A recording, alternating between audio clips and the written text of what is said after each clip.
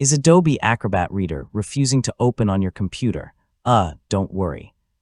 In this guide, I'll walk you through the most common fixes, from restarting the application to repairing or reinstalling Acrobat Reader, so you can get back to opening PDF files. Let's get started.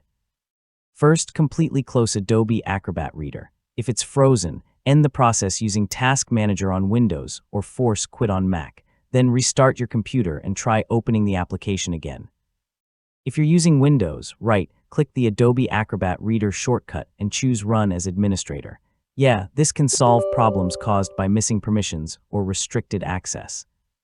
If Acrobat Reader opens but crashes immediately, try repairing the installation. Open the application if possible, go to the Help menu and choose Repair Installation. Then follow the prompts and restart the app. Running an outdated version can sometimes cause startup issues. Open the Help menu, choose Check for Updates, and install any available updates before launching the program again.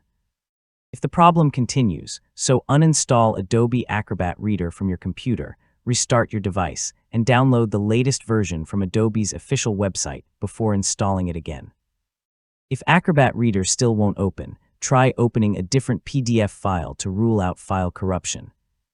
You should also make sure your operating system is up to date and temporarily disable any software that could be blocking the application. And that's how to fix Adobe Acrobat Reader when it won't open. In most cases, restarting the app, repairing the installation, updating the software, or reinstalling it completely will solve the problem. If this tutorial helped, leave a like, subscribe for more software guides, and thanks for watching.